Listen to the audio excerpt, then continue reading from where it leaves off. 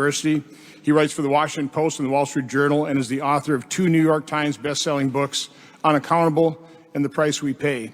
He's been an outspoken opponent of broad vaccine mandates and some COVID restrictions at schools. Dr. McCary holds degrees from Bucknell University, Thomas Jefferson University, and Harvard University. Dr. McCary. Thank you, Senator, and thank you, Senator and Mr. Kennedy, for the honor to present here. I'm trained in gastrointestinal surgery. My group at Johns Hopkins does more pancreatic cancer surgery than any hospital in the United States. But at no point in the last 20 years has anyone stopped to ask, why has pancreatic cancer doubled over those 20 years? Who's working on that? Who's looking into it? We are so busy in our healthcare system, billing and coding and paying each other, and every stakeholder has their gigantic lobby in Washington, D.C., and everybody's making a lot of money, except for one stakeholder, the American citizen. They are financing this giant, expensive healthcare system through their paycheck deduction for health insurance and the Medicare excise tax as we go down this path of billing and coding and medicating. And can we be real for a second?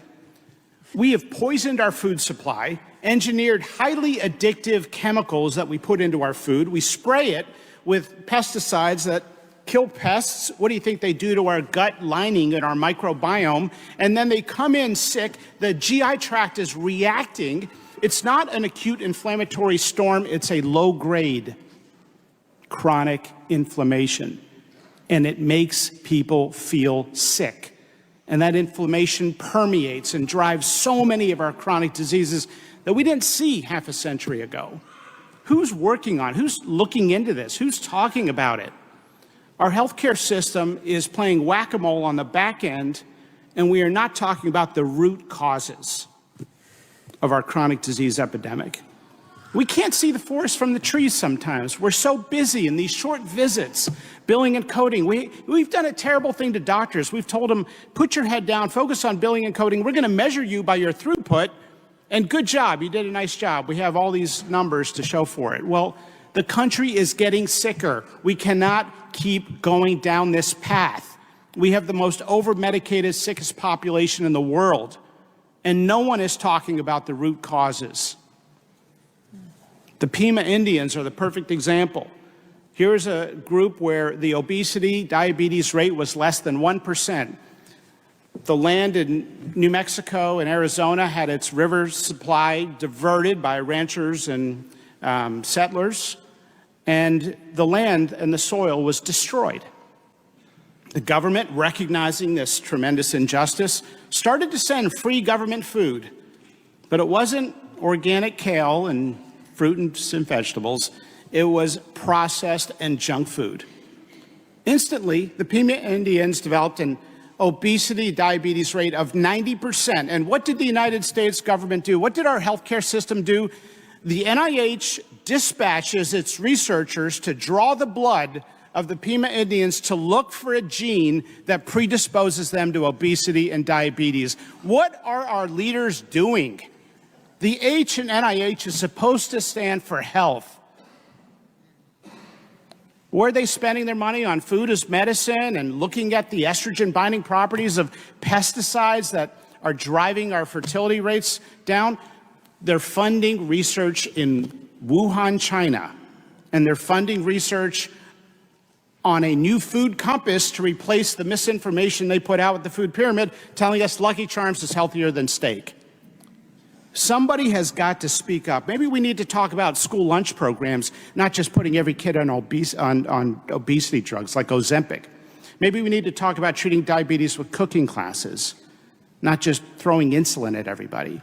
Maybe we need to talk about environmental exposures that cause cancer, not just the chemo to treat it. We've got to talk about food as medicine and research these areas. 20% of our nation's kids are on medication. And as you heard, half are obese or overweight. Are they more disobedient than children in Japan? Or have we poisoned the food supply? Is this a chronic disease epidemic that has been a direct result of what adults have done to children? We like to blame people for their diseases, but maybe we need to look inward. We see all these shiny objects thrown at us.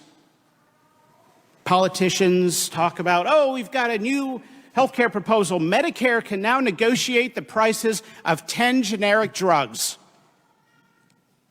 Don't be fooled. These are things in the periphery. It's not to say they don't have merits, but the proposed program savings in year one, by their own description, is $6 billion. In a $4.5 trillion economy that's expanding at 8% per year in the commercial sector, that's a $200 billion expansion. We save $6 billion. The best way to lower drug costs in the United States are to stop taking drugs we don't need.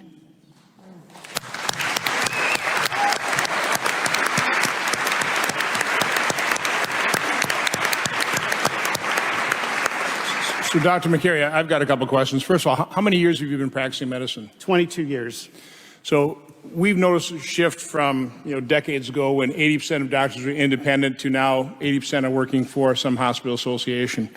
First of all, what has that meant in terms of doctors' independence and who they are really accountable to? Look, the move towards corporate medicine and mass consolidation that we've witnessed in our lifetime has meant more and more doctors are told to put their heads down, do your job, billing and coding, short visits.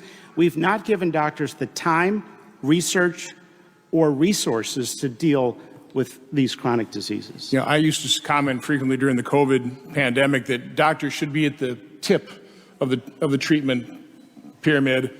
They're being crushed at the bottom. What happens to a doctor who puts their patient first and tries to practice outside the guideline, tries to do something outside the recommended protocol, which is risk-free? Don't get in trouble for doing that. What happens if you do step outside that to advocate for your patient? Well, increasingly now we have a misinformation police, although the greatest perpetrator of misinformation has been the United States government with the food pyramid.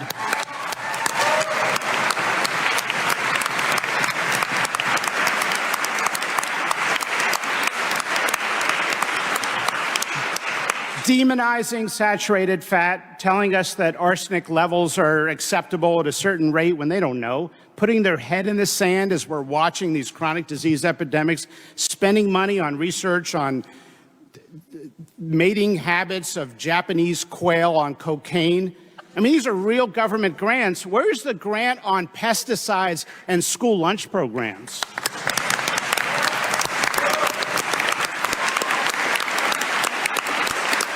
But I'll follow up. I had doctors around a similar table, again, back in the COVID-19 Second Opinion panel. And, I mean, they were fired. They were sued. They had their board certifications rescinded. How effective is that in terms of how it intimidates other doctors? And, again, look, I love doctors. They saved my daughter's life. They literally are saving her life today.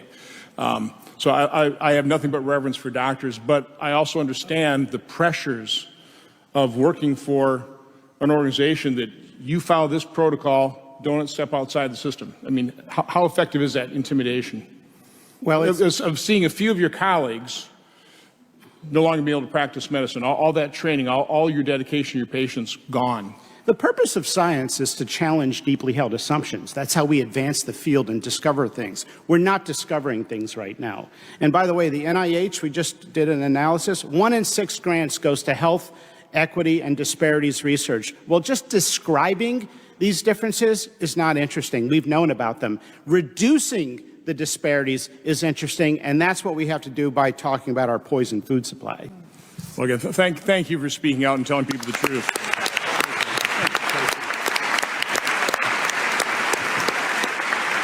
We're going to switch up the order a little bit. We're going to stick with our doctor panel here.